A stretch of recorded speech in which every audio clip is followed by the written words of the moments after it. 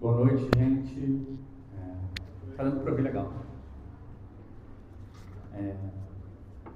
Então, começar agradecendo a presença de vocês aqui no lançamento do livro, Atlas de Política Experimental. Antes de a gente começar, eu só queria fazer um informe importante, porque vocês estão aqui num espaço que chama Pavunão, né? A gráfica Pavunão é aqui, o bar Partizan é ali atrás. E eu não sei se vocês têm acompanhado as notícias, mas o bar Partizan está sofrendo uma série de ataques. No último mês, por conta de uma placa que eles botaram no bar de apoio à Palestina, eles sofreram os seguintes ataques, para vocês terem uma ideia. Foram 4 multas que foram postas no espaço, um pedido de fechamento do espaço do bar, um pedido de remoção da licença do espaço e um processo criminal que ainda está em curso. Então, por conta disso, o espaço está fazendo uma vaquinha, tem ali uma vaquinha do Partizan, para quem puder ajudar, contribuir de alguma maneira. E, na verdade, a melhor maneira de contribuir aqui para o espaço é usar a própria gráfica. É uma gráfica que serve a várias organizações de esquerda aqui no Rio de Janeiro. Então, também, se vocês tiverem ou contato, tiverem possibilidade, a gente sugere muito, assim, um pessoal muito bom. E vale a pena dizer, assim, até no espírito também do que a gente vai falar sobre o livro, o espaço aqui do Pavunão é um espaço muito diferente para a esquerda carioca. É um espaço muito não sectário, ou seja, grupos muito diferentes de esquerda usam esse ambiente que a gente está aqui. O nosso coletivo, o Espaço Comum de Organizações, é um dele, mas vários outros grupos de partidos e não, de outros partidos e não partidos, e atividades culturais ligadas à esquerda, enfim. Então é um espaço que tem várias razões para a gente querer manter, né? Falando da vaquinha ali, aqui do lado também está, né, a venda do livro. O livro está vendendo com desconto hoje. E além do livro que a gente está lançando hoje, tem também ali um outro QR Code para um outro livro, né, que a gente também está terminando de lançar serialmente, gratuitamente na internet, que é um livro do nosso coletivo, que foi escrito no último ano, na verdade, chama Investigar, Compor, Continuar. E pelo QR Code ali vocês têm acesso ao PDF, então está gratuito na internet. Só para completar, antes de apresentar os integrantes da mesa, dizer também que esse é o primeiro lançamento do livro, já tem um outro lançamento marcado em São Paulo e vão ter outros lançamentos também que já estão planejados aqui no próprio Rio. Mas, se vocês entrarem no site, pelo QR Code do site do nosso coletivo, lá tem um link, lá na primeira página, para o mapa dos lançamentos, porque a ideia da gente é que os lançamentos do livro sigam um pouco o espírito da escrita do livro, que a gente vai comentar daqui a pouco. É um livro que não foi escrito no ambiente acadêmico, talvez seja melhor qualificado como esse ambiente meio para-acadêmico, de grupos que se reúnem, gente que está insatisfeita com a universidade, satisfeito com um certo jeito de estudar e tal. Então a gente está querendo estimular pessoas em outros lugares, fora do Rio de Janeiro, por exemplo, que têm interesse não só em receber a gente para falar do livro, mas para participar do lançamento, né? Então a ideia não é só que a gente vá circular por aí, pelo Brasil. Já tem planos para lançamento em Brasília, Belo Horizonte, Curitiba, Florianópolis, tem alguns em Fortaleza, enfim, tem alguns lugares, mas daria para levar em outros lugares, e a gente quer fazer disso uma coisa que quem receber a gente, na verdade, participe. Como acho que vai ficar mais claro ao longo da conversa hoje, o livro, na verdade, é, acima de tudo, um método para a gente costurar abordagens diferentes, né? Ele não é só uma proposta única de alguma coisa. Então ele é muito, assim, adequado para a gente chamar pessoas que estão estudando coisas diferentes, têm interesse em ter uma conversa meio interdisciplinar, não necessariamente no modelo muito acadêmico. Então fica o convite, e pelo site fica fácil de acessar e propor coisas e tal. Então, só para completar, eu vou apresentar aqui os integrantes da mesa, na ordem que vão ser as apresentações sobre o livro, tá? Primeiro é o Rafael Saldanha, que também é editor do livro. Ele é membro do ECO e professor de filosofia da PUC do Rio. Depois vai ser a Martina Rodrigues, que também é do ECO e é psicanalista. Depois o Davi Arantes, para variar, também do ECO, que é doutorando de filosofia. E por fim, o Vitor Silva, que é jornalista e também calhou, que também é membro do ECO. E dito isso, eu passo a palavra agora para o Rafa. Bem, gente, boa noite. Queria agradecer a presença de todos aqui. Muito feliz de estar lançando aqui esse livro depois de muito tempo, né? Vou falar um pouquinho sobre a história desse livro, né? Mas acho importante, assim, só para aproveitar que está sendo, né, que a gente está aqui, né? Uma coisa também, né? O Gabriel não se apresentou, né?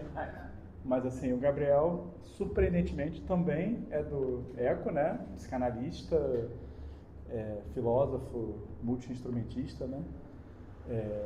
E eu queria aproveitar também que está tendo um registro, né? Só para agradecer algumas pessoas que, infelizmente, não puderam estar aqui conosco, né?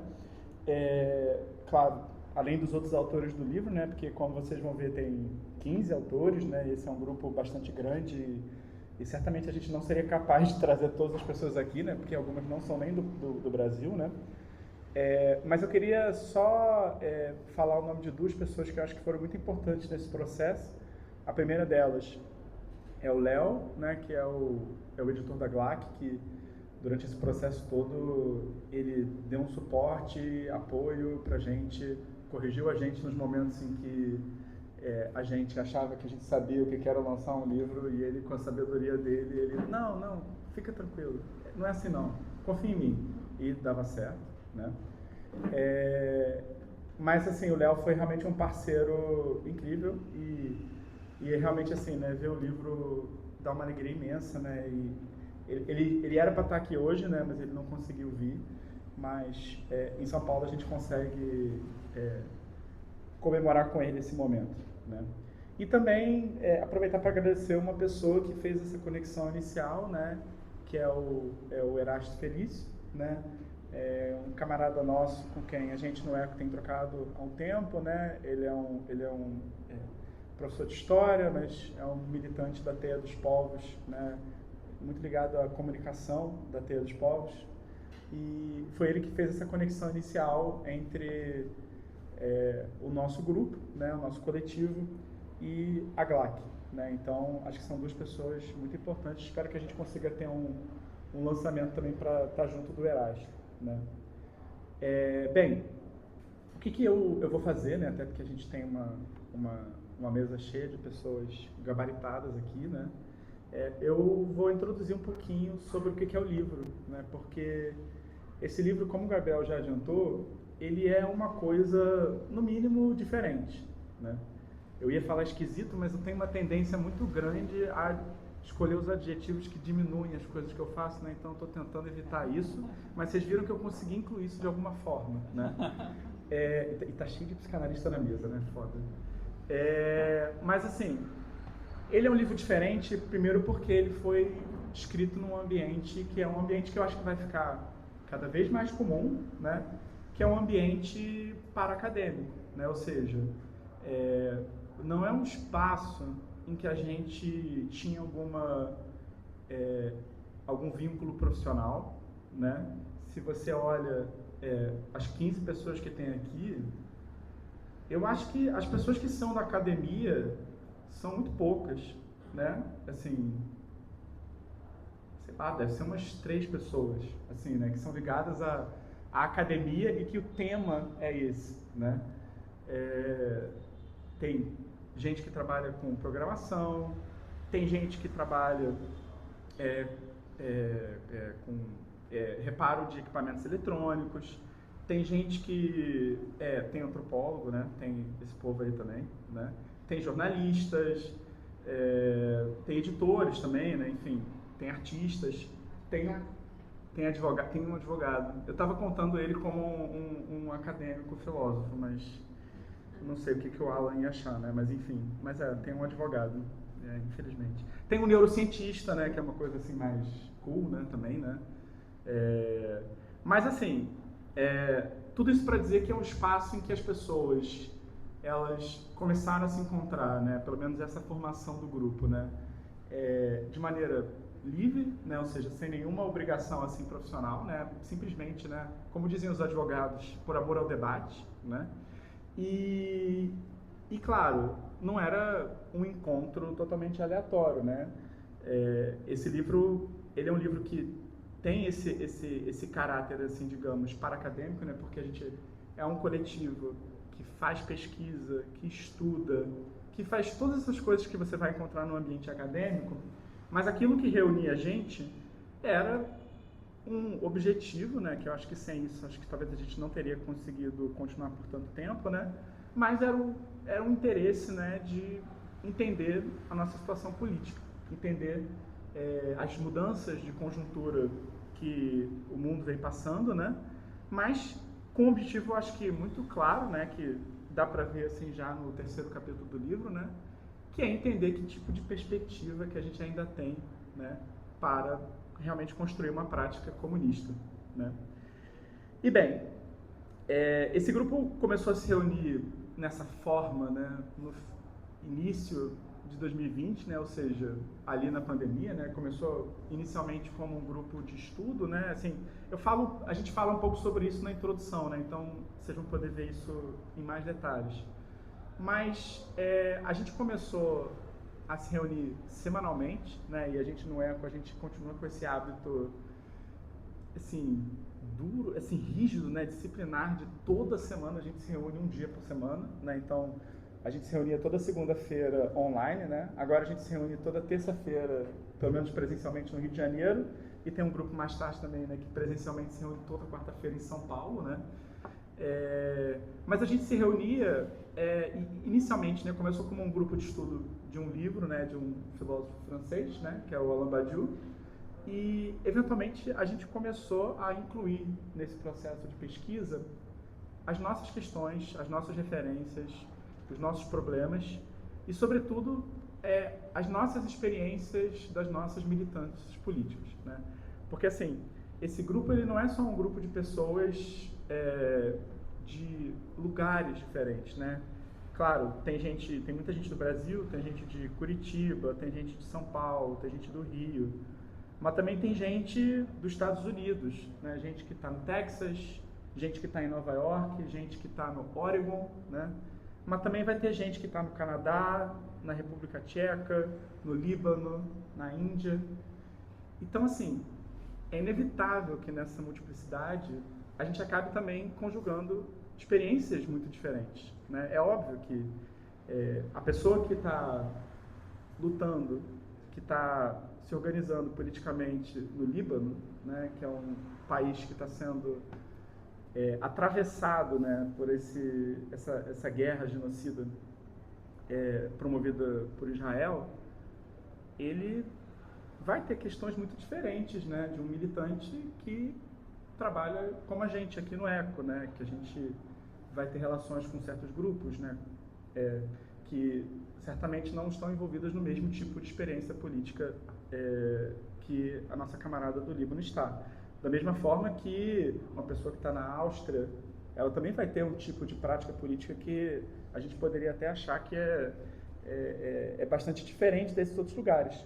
Mas por alguma razão essas pessoas elas começaram a se encontrar, começaram a conversar, e nesse processo a gente foi construindo uma coisa que eu acho que é ao mesmo tempo um trunfo, né, uma virtude nossa, mas eu acho que também é uma coisa que ajuda a criar muito ruído, né, porque a gente foi construindo uma espécie de linguagem, né, uma linguagem para a gente conversar, para a gente se entender, para a gente encontrar esses pontos em comum das nossas práticas políticas. Por quê? Bem, porque como comunistas eu acho que todos nós entendemos que qualquer tipo de emancipação ela é para todo mundo, né? Então, se a gente não inclui todo mundo, realmente a gente já começa a tarefa pela metade, né? Claro, nem todo mundo, né? Evidentemente. Mas nesse processo, a gente, claro, como um coletivo de pesquisa internacional, a gente não estava construindo uma prática da nossa militância, né? Não era isso que estava em jogo ali, até porque seria impossível, né? Assim, não é imediatamente visível o que dá para fazer, né, nessa interseção de todos esses grupos, né? Mas a gente, ao discutir as nossas questões, os nossos problemas teóricos, a gente acreditava que era possível ajudar a jogar um pouco de luz sobre a situação que a gente enfrentava. E justamente uma situação, né, em que, na verdade, a tendência é a gente ter mais dificuldade de falar um com o outro, né?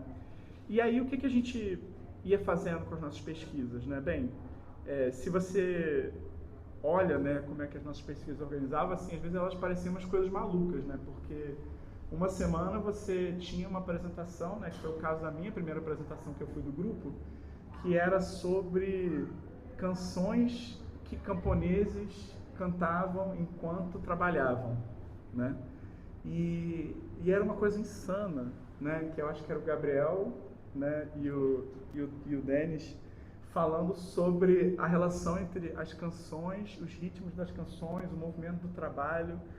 Enfim, uma coisa que ao mesmo tempo você vê que é a coisa mais fascinante do mundo, mas que se você olha assim, você fala assim, tá, mas pra quê? E aí na semana seguinte, de repente, você estava lá e tinha alguém falando sobre, sei lá, a greve dos entregadores, né? Ou seja, o movimento de break. Aí na semana seguinte vai ter alguém falando sobre a evolução da escrita nos sumérios, né? E aí, de vez em quando, alguém falava umas coisas absolutamente ininteligíveis para a maior parte das pessoas sobre teoria das categorias, né? Matemática pesada, né? E, claro, era um momento muito alegre para nós ignorantes, ficarmos um pouco tranquilos, né? De que realmente não dá para saber tudo. Bem, nesse processo, teve um momento que a gente teve um convite de um grupo, que é um grupo que é essa revista aqui, que é uma galera chamada Sum. Assim, eu não vou saber como é que se pronuncia isso, porque é uma revista tcheca, é eslovena, né? Não, aí confundir essas coisas dá problema, né? É uma revista eslovena e eles fizeram um convite, né, para um camarada do nosso grupo, né? E ele muito gentilmente repassou pro STP, né, o subconjunto de prática, SPT, né, subconjunto de prática teórica, para a gente tentar escrever um texto coletivo, né, que entrasse nessa revista. E assim, a gente já tinha escrito um texto coletivamente, né? Foi um texto que era basicamente uma espécie de programa de pesquisa. Foi um texto que saiu numa revista que é em inglês, né, que se chama Crise Crítica, né? E nesse texto, é um texto que foi escrito coletivamente, né, a muitas mãos, e ele basicamente elabora qual é o programa de pesquisa do subconjunto de prática teórica, um programa de pesquisa que informa ainda, de certa maneira, a nossa prática no próprio né? Mas a gente pensou, pô, a gente já está um pouco mais consolidado, a gente já está um pouco mais organizado, né? E se a gente fizer uma coisa diferente, né? E se a gente, em vez de tentar escrever um texto único, em que a gente escreve, né, um texto em que você está ali começando numa introdução e termina numa conclusão, né? E se a gente tentasse escrever um texto em que a gente incorporasse essa pluralidade do grupo? Em que a gente incluísse, por exemplo, né, uma pessoa que está comentando sobre o problema do parentesco na Melanésia, e uma pessoa que está analisando o trabalho de burocratas alemães no século XIX que contam árvores de forma mais eficiente que os franceses. Se a gente juntasse uma análise sobre o processo de cooperativas que acontece em Jackson, nos Estados Unidos, junto com a maneira como a escravidão ela é uma parte constituinte da formação de impérios e, futuramente, estados, né? A gente achou que isso poderia ser uma ideia interessante, né? E aí a gente começou a escrever isso. E a ideia é que a gente escrevesse um texto de 20, 30 páginas, né? Talvez, como éramos muitos, talvez seria um texto de 40. E aí, assim, só para vocês terem uma ideia, né? Vocês estão vendo essa revista tem 7 artigos, né? E o nosso deve ser tipo assim, peraí.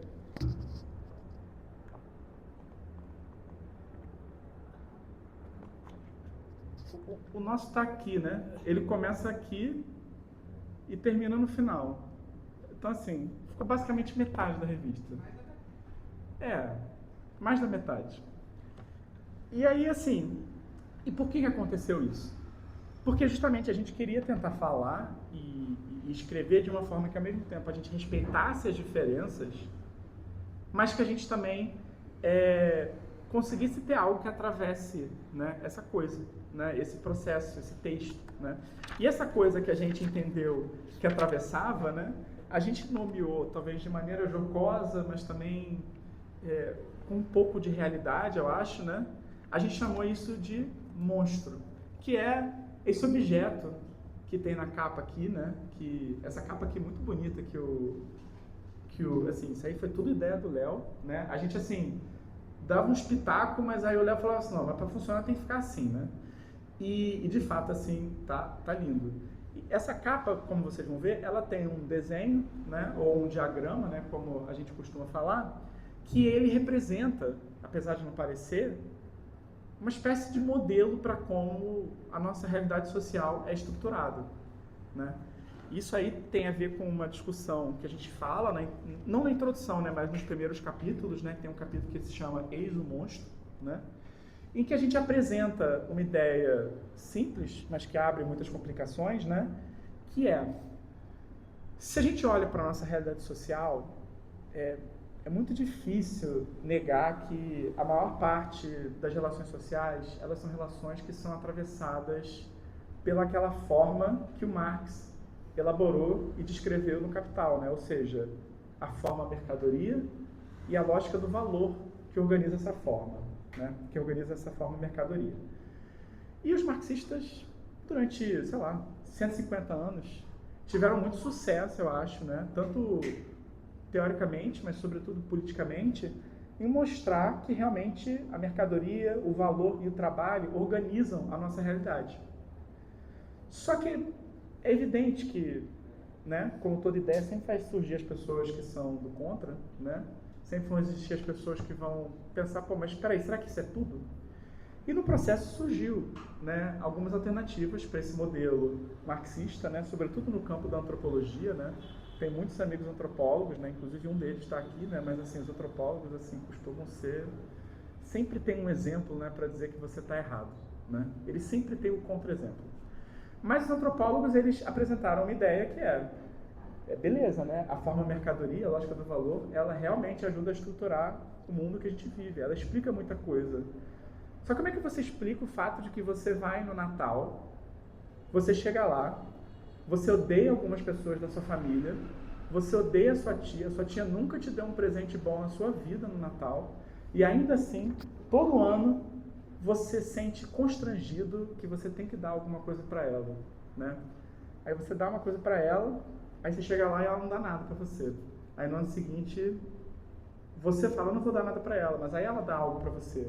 Aí quando vocês veem, vocês estão numa lógica que a coisa só vai escalando, né? Quer dizer, não nesse meu caso, né? Nesse meu caso, a gente chegou a um momento que eu comecei a dar um presente coletivo. Mas assim... Mas o que eu estou querendo dizer é que tem outras maneiras de organizar o mundo. Foi mal, gente, explanei demais, né? Algumas pessoas aqui sabem de quem eu estou falando. Aí o João rindo, né? Ele sabe. Mentira, o João ele só reclama que eu só quero dar livro para ele, né? Viu? Mas enfim, quando a gente olha para isso, a gente vê que tem outras forças sociais que também modelam o mundo, né? Organizam o mundo. E aí, uma galera começou a ver isso, né? Começou a ver assim, talvez não é só mercadoria, né? E entre essas pessoas, uma que é um marxista japonês, do qual alguns de nós somos muito fãs, que inclusive a gente tem a alegria, né, de poder, né, até compartilhar que em alguns meses o Michael, né, Michael da Silveira, que é um editor da Machado, vai editar o livro desse marxista japonês, né, que é o Koji Karatani. Ele lançou um livro com um título enorme, né, que é a estrutura da história mundial, né? O cara vai dos povos nômades até a ONU, e ele vai dizer assim, não existe só uma lógica social, existem três. E aí a gente fez isso, né? A gente olhou para isso e falou assim, pô, se com uma lógica você já explica alguma coisa, imagina com três. Né? Alguém poderia dizer, imagina se tivesse infinitas lógicas sociais, né? Mas aí com infinitas você não explica nada, né? Porque aí na verdade já não tem mais lógica, só tem processos singulares. Então a gente começou com essa meta humilde de 3.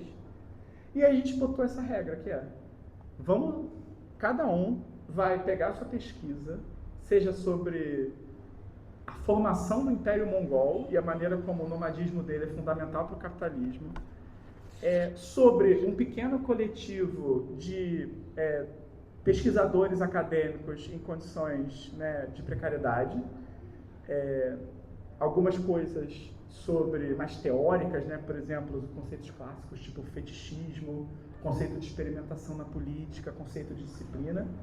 E vamos ver se a gente consegue fazer um bem bolado aí, né?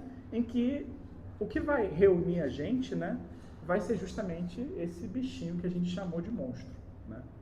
Então, assim, esse objeto que vocês vão, né, poder ler, ele é um conjunto de experimentações teóricas, né, mas muito fundadas nas nossas experiências políticas, né, em torno de tentar explicar esses processos a partir desse monstro, né. É evidente que vocês vão ver que é muito diferente, né? Cada texto é muito diferente do outro, vai ter referências diferentes, nem todo mundo leu as mesmas coisas, né? Mas eu acho que essa experiência ela é muito rica, porque ela, pelo menos assim, ensinou pra gente que existem muitos espaços em que a gente pode exercer a nossa capacidade de pensar, né? E que a gente não precisa, né, estar em espaços que sejam apenas aqueles espaços que são socialmente legitimados, né? Claro, né, enfim, sou professor, eu acho que a universidade é um lugar fundamental para a produção de saber, mas é um tipo de saber. Outros saberes você vai precisar de outros espaços, né? Da mesma forma que, por exemplo, sei lá, se a gente fosse falar de arte, né, o conhecimento que os artistas e o mundo da arte produz, ele vai estar muito mais ligado a um espaço curatorial, a um espaço, né, da reflexão sobre as próprias práticas artísticas do que necessariamente apenas a universidade, né? Então, assim, esse livro é de certa forma também esse experimento, e é por isso que o Gabriel falou com relação ao lançamento. Ele é um convite, né? Ele é um convite para que essas discussões possam se estender. Por isso que, se vocês virem outros lançamentos do livro, venham, porque vocês vão ver outra conversa da que a gente vai ver hoje, né? Então, assim, já falei demais, né? Enfim, como professor, eu adoro falar. E aí... Tá aceso? Tá aceso, mas ele não tá preso. Ele fica preso na... Isso aqui que é... A tecnologia, né? Enfim, eu fico mexendo nas coisas, gente. Mas, enfim, eu estou dizendo que vai ser um convite para a gente continuar essa conversa, e vocês têm muitas oportunidades de vir, porque o nosso interesse não é a gente simplesmente reproduzir o conteúdo do livro, mas também incluir cada vez mais pessoas nesse processo, né? Então, eu vou passar aqui a palavra para a Martina, né, que vai falar um pouco mais sobre algumas questões, mas, enfim, obrigado, gente, por estar aqui.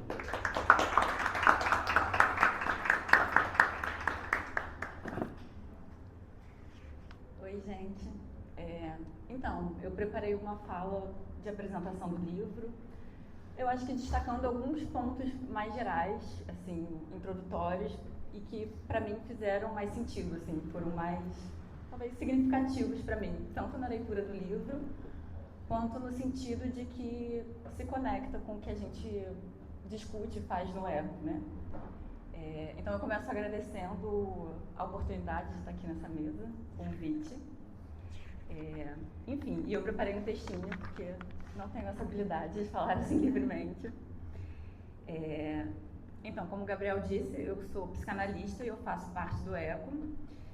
E eu agradeço não só pelo convite de estar aqui, mas também pela iniciativa de vocês publicarem o Atlas e compartilhar alguma das ideias discutidas no STP. E assim, para mim isso é importante porque eu não acompanhei as discussões no STP, na verdade eu nem o conhecia até o ano passado, mas muitas das ideias que a gente fala no ECO e que orientam a nossa prática têm origem aí. Então, na verdade, para mim, ler o Atlas foi como uma oportunidade de acessar meio que uma espécie de processo de gestação das ideias que orientam o ECO e que aparecem também no ICC, que é o Investigar, Compor, Continuar, que é o livro que a gente escreveu coletivamente. E aí eu decidi começar minha fala comentando duas sensações que eu compartilho, porque eu acho que talvez elas não sejam só particulares. A primeira é um certo sentimento de melancolia, e a melancolia é um certo apego ao passado, a algo que se perdeu no passado.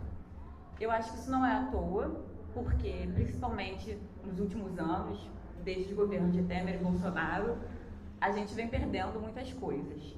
Ou pelo menos para mim, esse foi o marco do começo das perdas. E eu acho que esse sentimento de melancolia, ele encontra ressonância em muitos materiais produzidos pela esquerda marxista, que constatam e ao mesmo tempo lamentam a dilaceração do mundo do trabalho e as dificuldades de organização política dos trabalhadores. Então, a constatação é importante, mas o lamento pode ser paralisante. Há um quase consenso de que um mundo foi perdido e de que não existe mais outro mundo possível. E a segunda sensação que eu comento é a sensação de viver num ambiente já saturado, onde parece que se fala tanto, que circulam tantas ideias e tantas informações, mas que no fundo nada de novo verdadeiramente surge. Então, o Atlas, para mim, ele é uma leitura que oferece um outro ponto de vista. Ele começa explorando a ideia de que existem mundos sociais, o que é bem diferente do que achar que não existe nenhum mundo, e que, além disso, as diferentes formas de estar neste mundo, bem como desses mundos interagirem entre si, produzem coisas novas. Aí, explicando um pouco de forma mais teórica, retomando o que o Rafa já falou um pouco, os autores se baseiam na ideia do filósofo Karatani de que existem 3 lógicas sociais. Uma seria essa da reciprocidade, nas quais o intercâmbio social ganha essa forma da dádiva e da dívida, que é o que forma o laço de afinidade entre as pessoas e entre as organizações. Apesar de trazer alguns problemas, é o que une as pessoas. A lógica da propriedade, em que o intercâmbio social assume a forma da pilhagem e da redistribuição, ou seja, é a lógica em que as fronteiras entre o que é meu e o que é seu demarcam quem está dentro e quem está fora, tipo o muro de um condomínio. E a lógica do valor e do mercado, tão bem descrita por Marx, em que as trocas sociais são pautadas pelo dinheiro e pela circulação de mercadorias. Bem, então nós vivemos no capitalismo, onde essa lógica do valor é dominante, mas com a leitura do Atlas, a gente compreende justamente que, apesar de dominante, ela não é a única lógica que existe. Eu acho que isso já é uma brecha na maneira como costumamos pensar, acreditando que não há um fora do capitalismo. Além disso, operar com essas 3 lógicas abre novos caminhos para pensar a multiplicidade da luta política. Existem algumas lutas, como as mais típicas do mundo do trabalho, que conflitam mais abertamente com a lógica do valor. Quer dizer, são as lutas contra a exploração que se dão em torno de tentar puxar a margem do valor mais para o lado do trabalhador e menos para o lado do capital. Existem outras lutas que conflitam mais com a lógica da propriedade, ou seja, são as lutas contra a expropriação. Já outras lutas assumem como direção para a militância a criação de comunidades. Então, o livro ele traz uma abertura para considerar a pertinência das várias lutas políticas, sem considerar que uma deve assumir a vanguarda, em detrimento das outras. Esse ponto de vista permite também desapegar deste lamento pela perda de um referencial comum que orientava a política revolucionária. Outro ponto que eu escolhi destacar é o fato de que a percepção destes diferentes mundos e destas diversas lutas, ela não é simplesmente teórica. Ou seja, não basta apenas ler o Atlas ou o Karatani. Mas depende do ponto de vista de onde você olha e do lugar no qual sua prática política te insere. Por exemplo, no artigo sobre o movimento dos entregadores de aplicativos, se evidencia que, se você olhar de um ponto de vista externo, você pode ver essa luta como uma reivindicação por melhores condições de trabalho, ou seja, uma luta em torno do valor. Mas, dependendo do lugar de onde você se insere dentro desta luta, torna-se perceptível que ela não pode prescindir do apoio de uma comunidade, que garante as condições de reprodução social do próprio movimento político e dos militantes. Então, com isso a gente percebe que as lutas políticas elas possuem múltiplas camadas. Aqui no caso, as lutas em torno do trabalho se articulam às lutas em torno da comunidade. Na minha fala, eu sei que eu repeti algumas vezes a expressão ponto de vista, e assim, de fato isso não é o acaso. É justamente porque uma das ideias importantes do Atlas é a de um ponto de vista comunista. Trata-se de pensar o comunismo não apenas como um sistema social novo e desejável, mas sim como, aí eu vou abrir aspas, uma posição estratégica que, imersa em diferentes lutas políticas, busca constantemente descobrir os interesses comuns entre elas, tendo em vista a constituição do proletariado em classe. Aí fecha aspas. Então, os comunistas seriam estes que enxergam as diversas lutas e também as diferentes camadas de uma mesma luta como algo que pode ser posturado. E só é possível fazer isto de dentro das próprias lutas. Então, o Atlas ele é como um convite, um incentivo para sair da crítica à prática. E ele também fornece certos recursos teóricos para pensar a política sem cair numa idealização, tanto da própria luta política quanto de suas conquistas, e também sem tomar os fracassos como derrotas definitivas. Antes eu falei da melancolia, que é esse luto não feito pelo ideal perdido. A gente sabe que a idealização, que é o ideal projetado no futuro, é apenas uma outra face da mesma moeda. Então, um desses recursos teóricos que o Atlas traz é situar a prática política não como uma forma já dada, mas, pelo contrário, como algo da ordem da experimentação. O que também não significa pensar a prática como uma ação irrefletida ou desorientada. Esta dimensão da política enquanto experimento vai se tornando mais palpável e menos abstrata no decorrer da leitura. O livro começa com uma exposição mais teórica e, ao final, na última parte, encontramos artigos que transmitem a experiência de movimentos e organizações, como a dos entregadores e a de um instituto voltado a estudantes precarizados. E esses artigos fazem um balanço de suas estratégias, seus impasses e seus ganhos. É uma transmissão que eu achei muito importante e sincera, porque transforma certos erros e acertos em acúmulos para experiências futuras. E também porque tem a coragem de evidenciar certos aspectos que, na maior parte das vezes, são tomados como mero pano de fundo das organizações políticas e que, portanto, acabam passando despercebidos, mas que, no fundo, são essenciais. Como exemplo, como as organizações lidam com questões ligadas à sobrevivência dos militantes, com situações de conflito e justiça interna, com os diferentes pontos de vista que seus militantes possuem, com impasses na comunicação e na interação entre os militantes e entre os setores de uma mesma organização. Enfim, esses são só alguns dos aspectos que esses artigos tocam. E, enfim, para finalizar a minha fala, eu só trago uma pergunta de uma coisa que me deixou curiosa, que é, né, assim, vocês construíram esse diagrama, o que quando eu vi pela primeira vez, eu falei, nossa, isso aqui deve ser uma coisa muito difícil de entender, mas eu achei muito genial, eu gostei muito, e eu acho que ele facilita certo entendimento, e foi um jeito de, eu acho que, realmente sintetizar numa imagem muitas das ideias que estão no Atlas, mas eu fiquei curiosa de saber por que vocês decidiram chamar ele de monstro. Não sei se eu não deveria ter feito essa pergunta. Não, boa pergunta. Eu acho que foi. Vai me depois.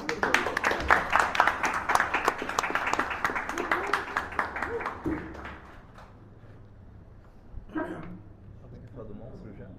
Não, acho que depois a gente pode voltar a pensar. É a pergunta que está na cabeça de todo mundo. Todo mundo. Boa noite, pessoal. Eu fiz umas anotações aqui. A gente combinou mais ou menos uns 10 minutos. Hoje de manhã eu estava escrevendo assim, deu tipo uns 40. Eu falei, não, vou ir cortando aqui. Eu anotei alguma coisinha aqui para eu não me perder tanto. Eu acho que dá para começar, inclusive, conectando já com a fala do Rafa, da Martina, com, inclusive, uma das epígrafes aqui do livro, a gente tem do Alto Sé, se ficar muito tempo sem citar ele, é que é complicado. Não se consegue enxergar tudo de qualquer lugar, e acho que isso é um pouco que a Martina falou também sobre de onde que você olha, né? E, bem, preparei alguma coisinha aqui para falar, ajudar também a gente pensar esse livro, o que o Atlas traz de contribuição. E a primeira coisa que eu fiz foi pesquisar o que é uma definição de um Atlas. Acho que todo mundo já mexeu e, bom, no dicionário tem que é um conjunto de mapas ou cartas cartográficas, né? A gente usa bastante essa linguagem, inclusive na apresentação, projeto gráfico, acho que tudo gira em torno disso. E o termo também se aplica a um conjunto de dados sistematicamente organizados sobre determinado assunto e que servem de referência para a construção de informações de acordo com a necessidade do usuário. Fecha aspas. Daria para fazer uma digressão também, fiquei imaginando o que é o Atlas também, da mitologia, a gente ir atrás e tudo mais, mas acho que o que importa mesmo é que é algo que serve, de todo modo, como uma espécie de suporte, né? E a gente pode ver isso na própria proposta aqui do Atlas, e aí já vou emendando agora com o que o Rafa falou, é uma coisa que eu já vou me liberando também de ter que ficar falando algumas coisas que são repetitivas, né? Que, de alguma maneira, e é interessante a gente observar a construção desses textos, é um texto escrito com um empenho coletivo, também de assimilar diferentes reflexões dentro do grupo. Ele assume uma forma fragmentária, tanto do estilo dos textos como da temática.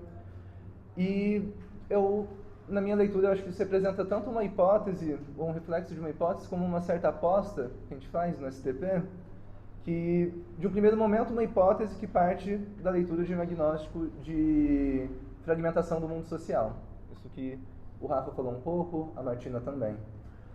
E uma aposta, e acho que esse sentido que é mais interessante, que é por ser composto por textos autônomos, que a gente consegue, inclusive, ler eles separadamente, sem necessidade de seguir uma ordem, assim, para a leitura, e aí versam sobre várias questões, eles se conectam. E conecta literalmente também. Se não me engano, essa versão primeira tinha, inclusive, hiperlink, né? Conectando literalmente um texto com o outro, com as referências e afins. E, bom, um primeiro ponto dessa aposta, que eu acho que tem que ser dito e vale destacar, é que o Atlas ele não se propõe a oferecer uma teoria de tudo, ou uma teoria universal, que a gente pode dizer assim, mas antes de um desenvolvimento de uma teoria que serve como ferramenta, eu acho que por isso se encaixa também, inclusive no Atlas, essa questão de dar um suporte, alguma ferramental assim, para poder se utilizar ele, para quem compreende a prática comunista como algo implicado nessa aposta, que é, em outras palavras, um esforço de articulação em um cenário de fragmentação. Bom, dito isso, que não é um programa estabelecido, apresentado assim, mas sim um modo de intervenção prática, eu acho que é o que a gente chama também de política experimental, que inclusive vai no nome, isso seguia a partir de 3 pontos, que é a composição, percepção e interação. E vou falar rapidamente sobre cada um desses aqui. E a partir disso, das lutas em movimento, Peraí, galera, me perdi aqui agora. Bom, a partir dessa organização desses mundos, inclusive eu acho que está aqui um pouco do papel do diagrama do monstro, assim, acho que quando a gente coloca essa formalização, ajuda inclusive enxergar outros problemas que antes não estavam postos, e a gente consegue olhar eles, se não novos, de uma outra forma, e a partir disso também pensar algumas outras respostas ou propostas de solução para aqueles problemas que vêm emergindo a partir da nossa reflexão. Então, acho que a grande contribuição aqui se dá, em grande medida, no que diz nessa interação de organizações, que é organização no sentido bem amplo, que pode ser considerado, em um primeiro momento, organizações incompatíveis, que você não consegue fazer uma conexão entre uma coisa e outra, mas que aqui, de algum modo ou de outro, começa a fazer algum sentido. Para isso, é certo que algumas coisas em comum foram tiradas, né, acho que de cada texto, já mencionado o Badiou, o Karatani, mas eu queria só puxar um pouco aqui também para um outro autor que eu acho que é tão central, que é o Bogdanov, que vai falar sobre a tectologia, que não é nada mais que uma ciência geral da organização. E bom, aqui eu escrevi também para não cair em papo de ontologia, a gente vai muito longe aí, é um perigo. Bom, ele propõe um ponto de vista organizacional capaz de identificar elementos comuns entre a produção, isso é, marcada pelas relações entre forças produtivas e relações de produção, marxismo clássico, assim, acho que como que o Rafa mencionou, e também outras esferas da vida social, no caso, cultura, direito, formas de consciência, etc. E a tectologia, nesse caso, essa proposta dele, ela não se sustenta metafisicamente, a gente pode dizer assim, na existência da organização como algo singular, ou algo assim que está na essência de cada fenômeno, mas antes de uma perspectiva capaz de abstrair características secundárias e evidenciar aquilo que define a organização específica de cada fenômeno. A gente não fala de tectologia no Atlas, portanto, como um método fixo e nem por um objeto determinado. Acho que isso é bem evidente também, dados os temas. Mas, uma vez que dependem de práticas e objetos a serem analisados e, assim, com um ponto de vista que esclarece sobre diferentes formas e processos a partir de uma organização. Então, pensando a partir disso, a gente pode retomar que não se trata de uma teoria universal, mas sim uma teoria geral, no sentido de que a universalidade, desse ponto de vista da organização, da tecnologia, ela não consiste em identificar um conteúdo positivo comum a tudo. A unidade, ela não se dá por essa via, mas sim na possibilidade de adotar uma perspectiva que preserve e considere o maior número possível de particularidades e diferenças relevantes entre cada fenômeno. E aí, para isso, surgem esses 3 pontos, que seria a composição, a inteligibilidade, que a gente vai chamar de percepção no ICC, que todo mundo pode acessar pela internet, e a interação. Bom, a pergunta que eu acho que pode nos guiar no caso, ou algumas perguntas, é como que uma atividade social é composta, quais são as suas partes, como elas se relacionam e como elas se limitam umas às outras. E aí vou passar brevemente também, que eu acho que vai ficando um pouco extenso. Mas a composição, que nos levanta uma pergunta que é como as partes da organização se relacionam, e aí as questões para a gente pensar é o que cada parte ou cada participante, talvez assim seja mais interessante de observar, vê, e que diferenças realmente fazem diferença para aquela organização. Né? E a gente pode pensar em diversas organizações em que certos pontos são de algum modo irrelevantes, que realmente não fazem uma diferença concreta ali, efetiva para aquela organização, porém que para outras aquilo ali se apresenta de uma outra forma. E o que também faz resistência a essa organização. A partir disso a gente consegue passar também para a inteligibilidade, ou a percepção, né? Que é o que faz diferença no ambiente daquela organização, ou o que é visível e o que não é a partir daquele ponto de vista. E aí também volta aquele ponto que é, não se pode ver tudo a partir de todo ponto de vista. Eu acho que é num sentido também de que não se propõe a ver tudo, mas tudo a partir daquele determinado ponto que nos parece que é um pouco mais produtivo do que outros. O que também aponta que não é uma teoria neutra, ou como uma pretensão nesse sentido. E por fim, a interação, ou como a organização se relaciona com outras organizações, que reside na pergunta de como essa atividade, a organização, é capaz de interagir, o que ela efetivamente consegue transformar, ou que ela faz diferença de um modo externo àquela própria organização. Bom, essa distinção ela não é limitada a um subjetivismo, a um ponto de vista de uma certa pessoa, algo nesse sentido, mas consequência de uma configuração objetiva que envolve tanto a forma de composição, quanto a capacidade efetiva de intervenção daquela organização, consistindo em um arranjo de coordenadas concretas que condicionam aquilo que se torna perceptível, que pode ser realizado. E aí pode surgir uma pergunta também, ou não, mas já adiantando uma possível pergunta, que seria, e o que a gente faz com isso trazido pelo Atlas, né? Já que tentando trazer um nível de utilidade também para isso. E a resposta, ela podia ser simples de algumas maneiras, que seria ler o livro, ou política experimental, tem que ver, né? Ou também chamar, conheçam um Eco, vem aqui às terças-feiras, ou enfim. Mas uma resposta que eu acho que, por hora, pode ser um pouco suficiente, é que o Atlas ele ajuda a tornar problemas inteligíveis, ou ao menos parte deles, de modo a pensar novos problemas e soluções. E aí a gente volta ao início, que é, em um mundo fragmentado, entender e dispor de ferramentas que efetivamente apresentam alguma eficácia política, e a partir dessa premissa, possibilita que a gente aprenda com cada experimento algo novo, no sentido de tentar aproveitar o que tem também de positivo em cada coisa, mais do que fazer uma crítica no sentido de acabar com alguma posição A ou B. E, ainda que isso seja incompleto, que eu acho que dialoga inclusive com a forma do Atlas, que, bom, não parece ser um livro completo exatamente. Eu acho que é isso que eu tinha que falar. Eu tinha separado um monte de exemplos, assim, pra ficar falando também, mas eu acho que dá pra gente ficar falando depois e aproveitar melhor do tempo. Obrigado.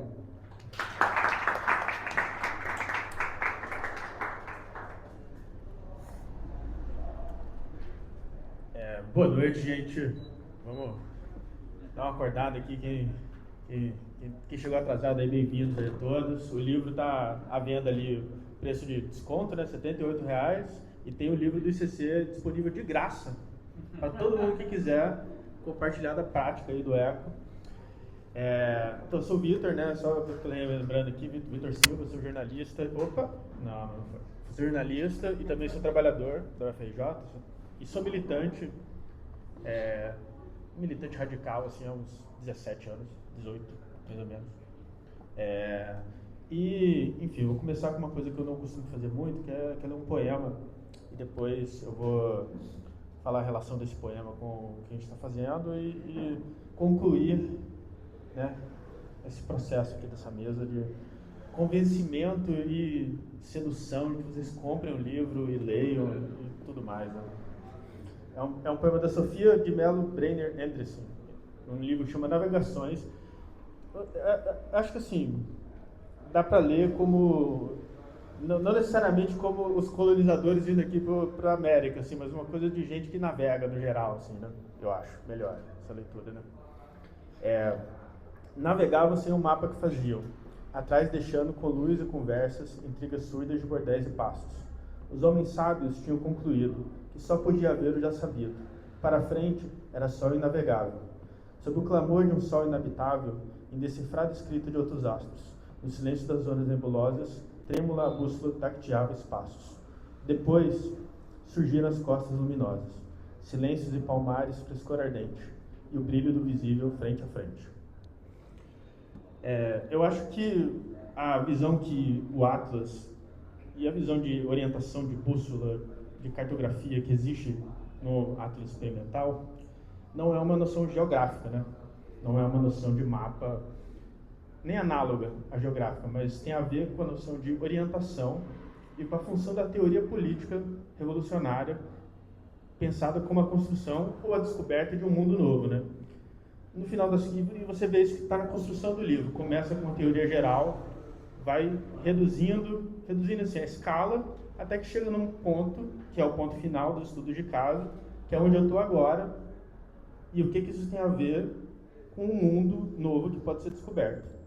O artigo que eu participo, né, que eu escrevi junto com o Renzo escreveu a maior parte, mas vem de uma discussão nossa de tempo, né, chama O Trampo da Treta, Reflexões sobre a Experiência de Luta dos Entregadores, né. Eu acho que é uma coisa a se levar em consideração na construção do livro, né, essa perspectiva, porque ele coloca uma relevância para a experiência e reflexão de militantes que se envolveram em lutas, num formato que não é acadêmico, que não facilita a entrada em nenhuma instituição, na verdade dificulta. As questões que a gente coloca são todas questões espinhosas para quem quer participar e construir um movimento. São questões que as pessoas tendem a não querer olhar, porque são difíceis de se olhar. Mas é ali que termina o livro, e eu acho que isso reflete um pouco o que o subconjunto de prática teórica e o ECO e o Atlas estão dizendo a respeito da função da teoria revolucionária dentro desse projeto político que a gente vai construir coletivo. Não basta a gente chamar as pessoas para dar um relato, para falar como a vida delas é difícil, como foi difícil participar de uma luta, mas a gente precisa fazer um trabalho de costura dessas pessoas com o pensamento de quem está preocupado com isso há muito tempo, e essa costura envolve também que as pessoas que estão pensando consigam perceber a importância que tem essa experiência para conseguir mudar, né, a cara, a função e o sentido dessa teoria que está sendo produzida. Eu já disse algumas vezes no ECO, e eu repito aqui, né, que eu sou militante há muito tempo, e a função do militante de base, da pessoa que vai organizado de luta em luta, que vai tocando, que não assume função de direção, é uma função muito específica. São pessoas geralmente muito respeitadas, que sempre estão lá, que não desistem, e que você sempre ouve para continuar acreditando que dá para seguir em frente na luta, né?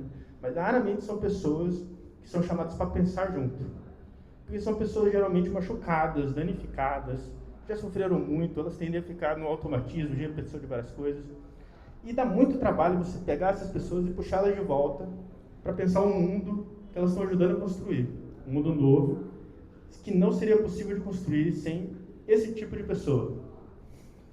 E, enfim, eu acho que não é por acaso também que esse texto nosso, o Trampo da Treta, né, ele fala disso.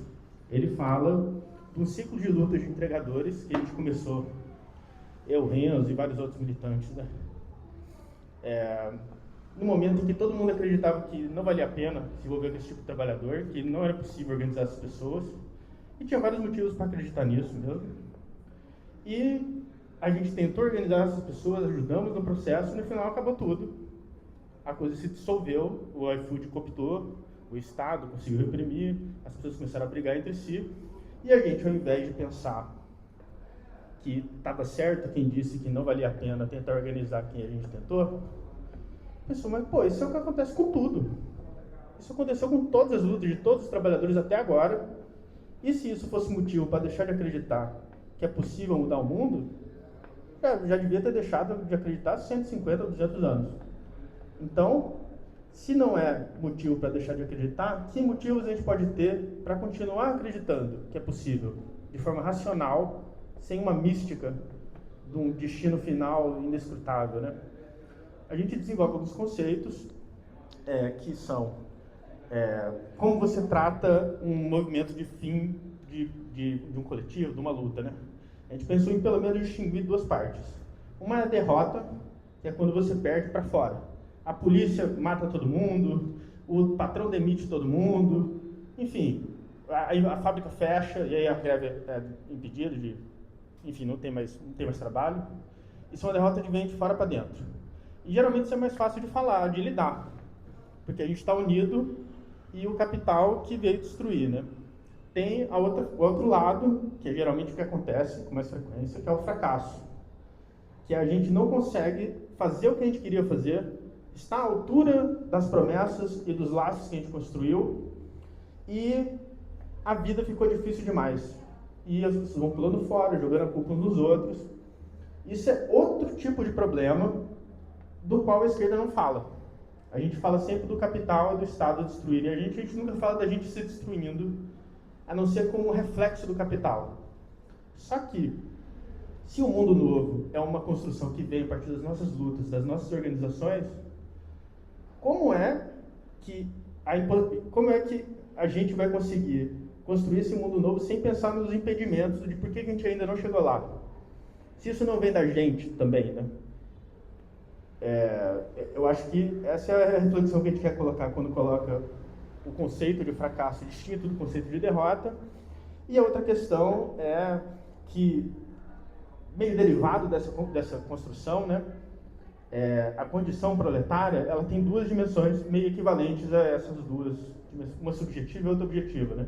A primeira é que o trabalhador não tem não tem alternativa a não ser livre, então ele tem que buscar a melhor oferta de trabalho, digamos assim. Ele não precisa ficar preso no lugar que ele está, ele pode sair de um lugar para o outro, ele pode se associar com várias comunidades. Então, esse é o lado autônomo, né? que o Marx chama de livre, né? Condição de trabalho livre. E tem a condição precária, que é por ser livre, você também é obrigado a se vender em algum momento. Você não pode ficar para sempre fugindo do aceleramento da dominação. Então você tem um lado que empurra a gente para viver de outra forma e um lado que empurra a gente para viver desse jeito. A gente precisa construir organizações que consigam dar resposta para esses dois lados da vida proletária. Tanto que permitam que a gente expresse esse lado positivo de ser livre, de não aceitar a ordem, que seria a autonomia, né, que é a coisa que todo mundo está mais acostumado a ouvir, mas que também dê condição da gente conseguir continuar dizendo não e dizer sim para o que a gente quer, que é um conceito que a gente desenvolveu recentemente no texto chamado Infraestrutura da Recusa, que é o conceito de soberania popular, né? A soberania, ela é na escala do tempo, né? A gente consegue continuar dizendo não antes, agora e depois. E a autonomia, ela é uma coisa no espaço, a gente está fora. Mas a gente está fora de alguma coisa, a gente tem que estar criando uma outra coisa nova, né? E eu acho que é isso que o Atlas, com todos os percalços e todas as dificuldades, está tentando fazer de uma forma muito singular, com muita generosidade. Como eu disse, são espaços que eu acho melhores para você conversar e ser ouvido de fato. As pessoas realmente levam a sério o que você diz, a experiência que você traz. Isso não é pouca coisa. Eu acho que isso não é uma coisa também, tipo assim, desse coletivo. Eu acho que a gente está vivendo um momento histórico que não dá para construir política séria sem escutar as pessoas de fato, de onde elas estão. E a esquerda só vai conseguir se recompor de fato, para além dessa coisa de Bolsonaro, Lula, blá blá, enfrentar o fascismo, então, mudar o mundo mesmo, se a gente recuperar essa capacidade interna de compor com quem está querendo, de ouvir as pessoas, de ajudar, de ter generosidade para construir com elas. Também das pessoas que estão com a experiência mais prática, de ouvir gente que está pensando há muito tempo, coisas muito abstratas, que parecem não ter nada a ver, mas as pessoas também se dedicaram muito tempo para uma coisa difícil. Por que isso é menos valoroso do que uma pessoa que fica se arrebentando na militância? Não é. São duas coisas difíceis de fazer. E acho que esse movimento que o Atlas faz, de tentar conectar esses dois lados, faz parte desse movimento que eu acho essencial hoje para a gente reconstruir a esquerda revolucionária. Então é isso, gente. Obrigado.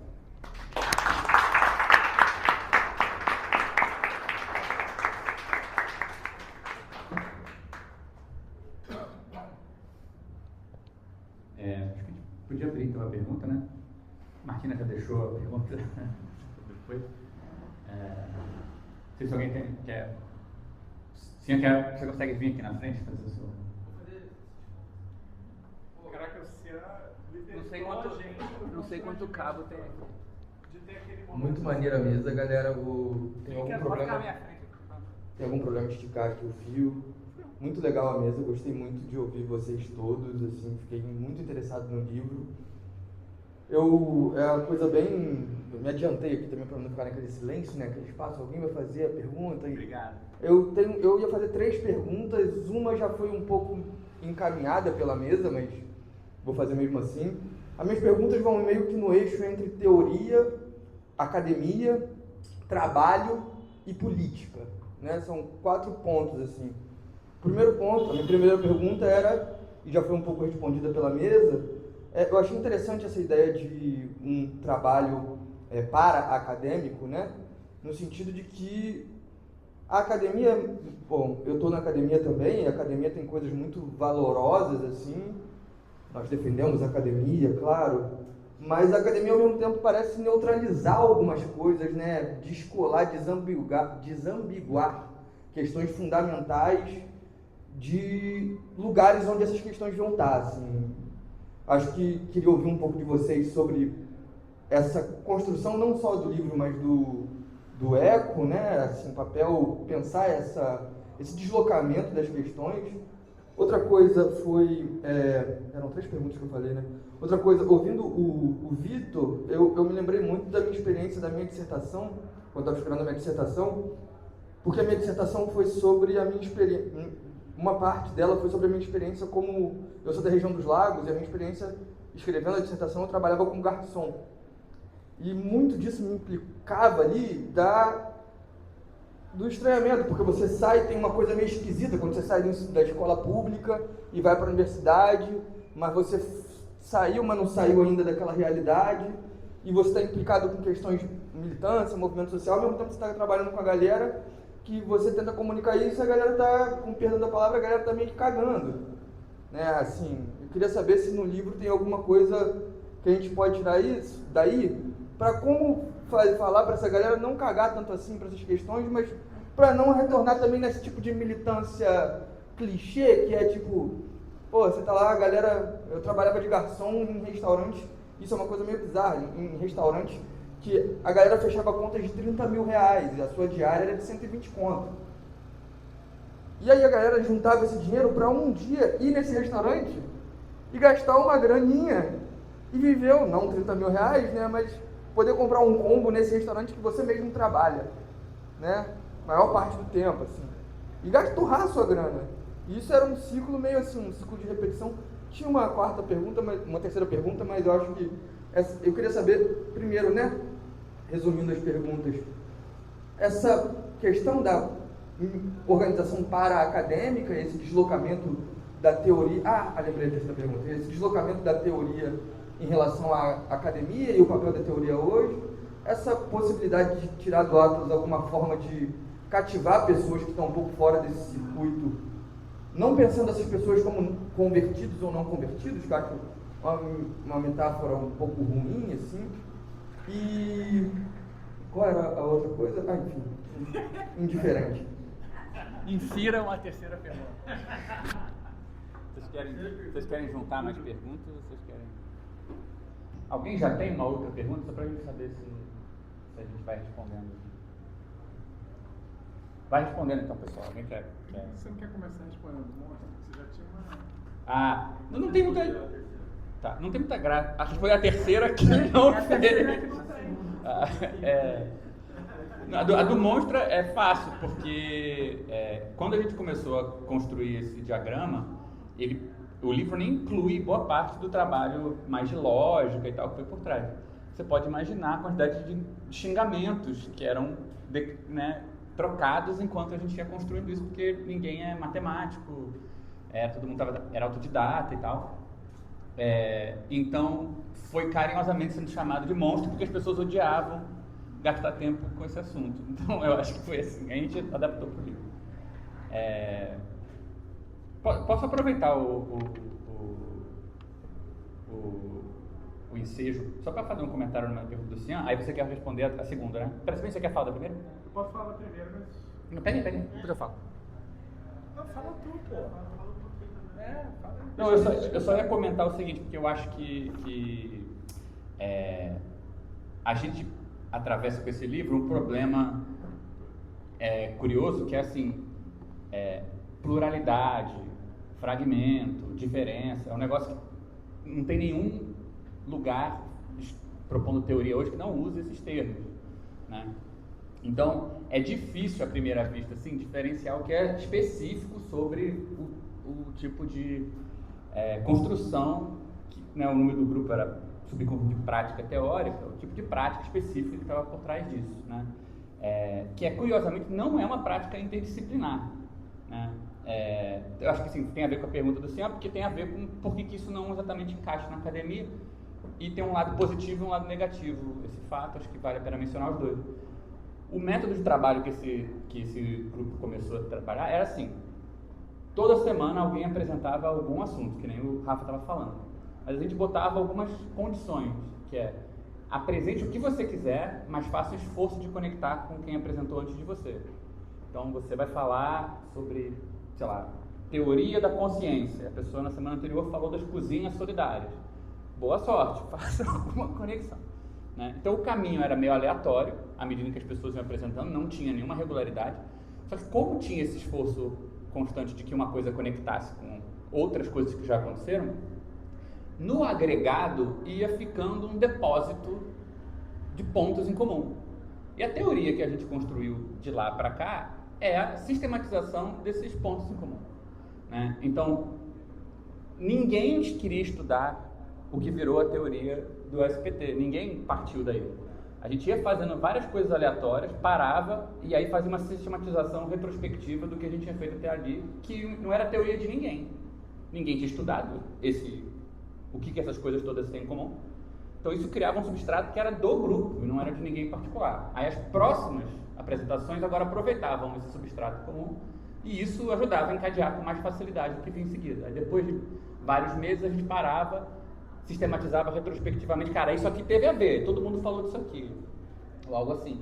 E esse algo em comum não era nada que ninguém tinha querido concluir, né? Então, no fundo, não é, e de fato, se não fosse assim, seria impossível os textos terem tanta conexão entre si, apesar de serem de áreas totalmente diferentes. Porque vai criando, eu acho que o ponto que diferencia a interdisciplinaridade e tal, é que você não está procurando, por exemplo, todo mundo está falando da mesma coisa, por ângulos diferentes, disciplinas diferentes, né? E nem todo mundo está tentando se conciliar, que seria uma conciliação mais imediata, né? O que você tem é, se você continua tempo suficiente aí construindo uma coisa fragmentada, cheia de coisas meio dispersas, e você tem a preocupação de que elas tenham que habitar mais ou menos o mesmo espaço, se você aguentar o tranco por tempo suficiente, vai sedimentar alguma coisa. E esse sedimento não vai ser nada do que você fez até ali, vai ser uma coisa nova. Então esse era meu método de construção da coisa, né? E eu estou mencionando isso só porque eu acho que isso vai no coração do que o senhor perguntou, que é que não dá para fazer isso pela estrutura acadêmica. Não dá, porque há departamento e há em algumas áreas o convite que as pessoas trabalhem juntas, mas você já sabe mais. E um dos efeitos disso, né, desse processo, é que a universidade, que ela na verdade ela tinha uma visão muito diferente, né, quando ela se estabelece na universidade moderna, mas ela acaba virando esse processo de reproduzir no campo do trabalho intelectual o trabalho parcial, parcializado, que a gente encontra, né, sei lá, né, nas fábricas, no trabalho manual, né, que seria um trabalho inferior, enquanto o trabalho intelectual seria superior. E aí eu acho que assim, a gente vê pelo desenvolvimento do capitalismo que isso é uma forma muito eficaz para expandir certas lógicas sociais, e então ela tem uma tendência meio dominante até de impedir a gente de ver que tem outras maneiras de proceder, né? Até dentro da universidade, né? Eu acho que assim, tem muitas coisas que estão acontecendo na universidade hoje que eu acho que tem a ver com um conflito entre vozes que não estavam na universidade estarem começando a frequentar a universidade, né? Mas assim, para não entrar nesse tema, né, que é um tema que eu gosto, né? Senão daqui a pouco eu estava começando a falar sobre filosofia chinesa, evidentemente. Mas para não entrar nisso, né, a gente pode conversar sobre isso depois, com relação a esse deslocamento, eu acho que o Gabriel já adiantou algumas coisas, né, que eu acho que são importantes, né? Eu acho que muito desse lastro tem a ver com o fato de que o pensamento que a gente estabeleceu, ele foi construído a partir dessa continuidade, né? E eu acho que assim, poderia muito bem não ter acontecido, né? Foi uma sorte no sentido de que muita coisa poderia ter influído para fazer com que fosse só um grupo que surgiu num certo momento, durou 8 meses, que nem 300 mil grupos de estudo super interessantes, super férteis, e não conseguem continuar, né? E eu acho que uma mistura de o esforço de algumas pessoas, né? Eu acho que também o fato de que era uma prática que tinha um problema, que não era só um certo capricho intelectual, né? Tipo assim, claro, eu adoro ficar ouvindo alguém falar sobre a formação da escrita entre os sumérios, né? Formações arqueológicas na China antiga. Mas assim, isso não é o suficiente, né? Tipo assim, até porque se eu abrisse o YouTube eu podia contar 300 coisas sobre isso. Eu acho que o que tinha era essa aposta meio esquisita de que em algum ponto a gente ia se conectar. E assim, tem uma frase que eu acho, assim, essa frase assim, acho que ela me marcou, né? Eu não sou uma pessoa de tatuagens, assim, né? Eu sou aquele meme do Cristiano Ronaldo, sabe? Que o Cristiano Ronaldo fala, Não tem, você botaria um adesivo numa Ferrari, né? Enfim, talvez assim seria um Fiesta no meu caso, mas assim, mas assim, uma das frases que eu tatuaria é essa que eu vou falar agora, que é um dos adesivos que eu botaria no meu Fiesta. Embora eu vi uns adesivos outro dia, eu não vou falar porque eu vi. Não vou começar a falar de Naruto agora. Foi mal, gente. A frase era uma frase que estava num livro, eu não lembro o nome do livro, mas é um livro que recolheu algumas experiências de um movimento que a gente tem uma troca muito forte, que é o movimento das comunidades populares. E esse é um livro que fala sobre o distanciamento entre alguns grupos desse movimento. E aí, num desses momentos, tinha um cara que era uma parte fundamental do processo de construção. O cara foi, tipo assim, uma das pessoas que ajudou a pensar um método, introduzir um método de investigação que esse grupo desenvolve na sua prática, né, há mais de 50 anos. E aí, a coisa tá meio que assim, tá se desencontrando. E o cara tem uma frase que ele fala assim, lá na frente a gente se encontra, né? Os caras estavam tendo uma crise, né, nesse movimento. Era um investimento, sei lá, de 15 anos da vida daquela pessoa que estava falando aquilo. Mas ela tem uma tranquilidade e uma paz para dizer assim, não, a gente vai se encontrar lá na frente, né? E eu acho que, assim, o que permitia a gente ter essa aposta é que grande parte das pessoas que eram do grupo e as pessoas que ficavam no grupo, porque teve muita gente que passou pelo grupo e não faz sentido, dá muito trabalho e tudo bem. Mas muitas das pessoas que ficaram, e eu acho que assim, a continuidade do ECO é uma continuidade desse movimento, né? Então assim, eu sinto que a gente continuando, né? Investigar, compor e continuar, é que existe essa aposta de que, cara, esse ponto de encontro vai acontecer. E a gente precisa estar aqui, né?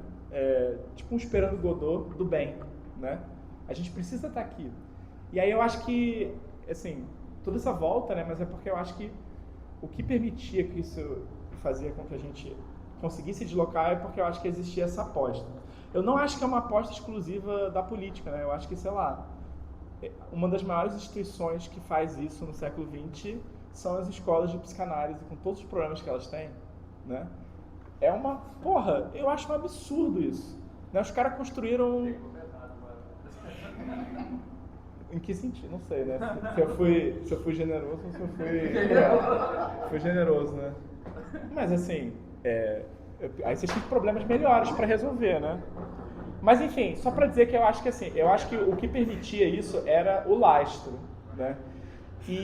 Mas aí eu acho que tem esse outro problema, né? Que seria muito bom que isso não fosse limitado à capacidade da gente, tipo assim, das pessoas terem condições econômicas e materiais de estarem numa reunião segunda-feira falando inglês. Não é fácil. Não é uma coisa que é possível para qualquer um, né? E por isso que a gente entende, né? Acho que a gente fica ali também porque a gente concorda com isso e a gente acha que só quando o comunismo continuar a sua construção é que realmente, talvez aí o SPT ele vai poder ter seu momento realmente de concretização máxima, né? Mas eu acho que tem um pouco a ver com isso, né? Eu acho que recuperar o fato de que as nossas práticas já trazem muita matéria para o pensamento é uma aposta fundamental, né? Por isso que eu acho que é o que permite esse deslocamento, né? A gente está indo atrás do Godot, pode ser. Sobre a última pergunta do como fazer as pessoas cagarem menos na política, né? Eu acho que é uma questão assim. É a questão, qualquer coisa que você vai, qualquer livro de esquerda, as pessoas, mas ninguém tá nem aí, ou sei lá, os evangélicos, sei lá, alguém fala alguma coisa, tipo, as igrejas estão crescendo e a gente está diminuindo. Eu acho que, enfim, a nossa questão não é a mesma das igrejas, né? Primeiramente, a gente não está conformando uma lógica social mais ampla, né? A gente está fazendo o contrário. Mas existe um jogo duplo que eu acho que a militância comunista historicamente faz, que é você não pode ser uma pessoa completamente normal. As pessoas olham para sei lá, isso é o que a gente chamava na militância, assim, historicamente, o comunista de ponto de ônibus. É o cara que sempre está lá no ponto de ônibus, ele sempre está reclamando que o ônibus atrasa, que as pessoas têm direito de reclamar das coisas, e ele continua indo lá, o ônibus atrasa, às vezes resolve, depois piora de novo, e o cara continua lá. Para quem olha com uma pessoa assim, ou no trabalho, aquele cara que sempre vai atrás dos direitos, que quando o cara não paga, não vai, e banca mesmo você ter o salário cortado, todo mundo tipo, o doidinho. É o doidinho, mas ele tem razão. Ele tem razão, né? E a pessoa insistir nisso, persistir, você vai em outro trabalho, aquela pessoa é do mesmo jeito, você vai em outro, tem outra pessoa ali parecida, isso é uma coisa que dá consistência.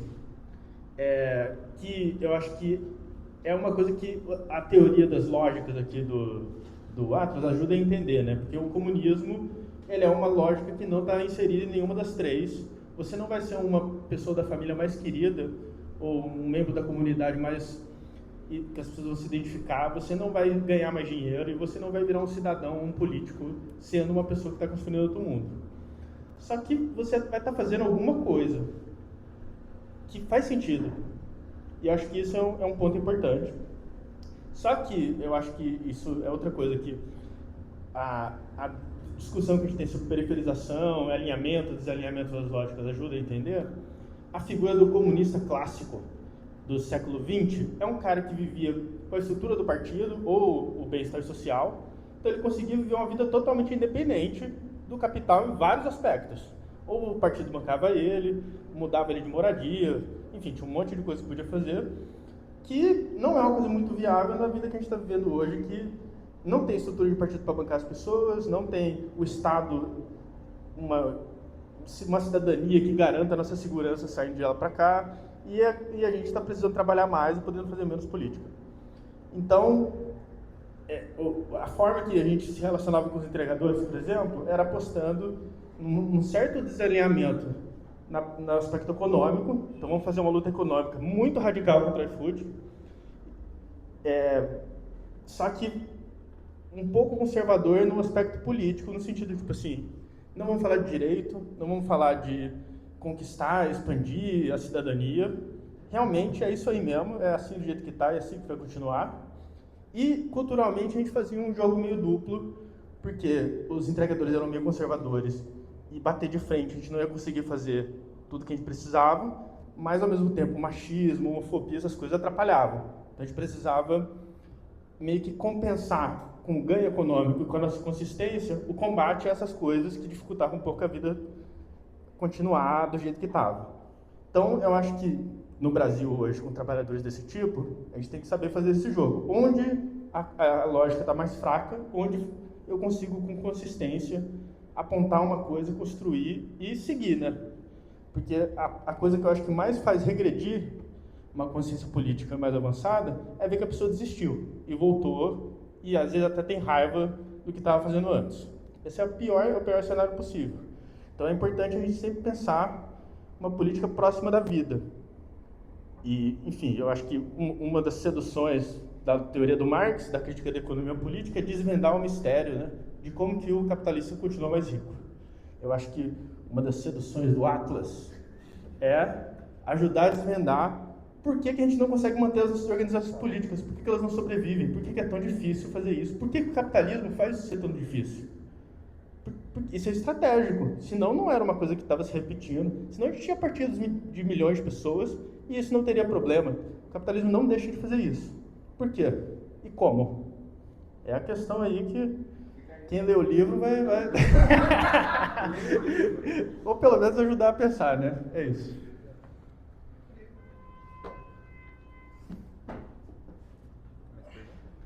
Pode perguntar também. Tá bom, né? Pode ver se alguém quiser. Eu não sei se alguém mais tem uma pergunta, gente, senão a gente faz uma última rodada, alguma questão. Acho que é isso, então, gente. A gente pode agradecer o Cian, principalmente, por ter feito 2 perguntas e meia. É tipo o segredo de Fátima, né? Tem o terceiro que ninguém sabe o que é. A terceira pergunta já foi respondida. Ninguém sabe o que é. É tipo, é literalmente assim. Teve 2 perguntas e 3 respostas. Todo mundo vem aí nessa sexta-noite, gastar esse tempo com a gente. Poxa, agradecer muito a presença de vocês. Muito obrigado. Pedir novamente se vocês puderem apoiar o Pavunão Partizan aqui, seria muito bem-vindo. Falar para seus amigos que estão precisando imprimir coisas, que imprimam aqui. E, de novo, agradecer a presença de vocês, muitas pessoas queridas que eu não vejo há muito tempo. Isso aí. Também acho que faz aí. E, gente, lembrando, se tiver alguma atividade assim que vocês gostariam de fazer a partir do Atlas, é só entrar em contato com a gente. Tem o site, né? Tem também, dá para entrar em contato com o nosso Instagram, né? Que é o Espaço Comum de Organizações, né? Super fácil de achar. A gente está super animado para poder trocar sobre esse livro. E toda terça-feira a gente está aqui.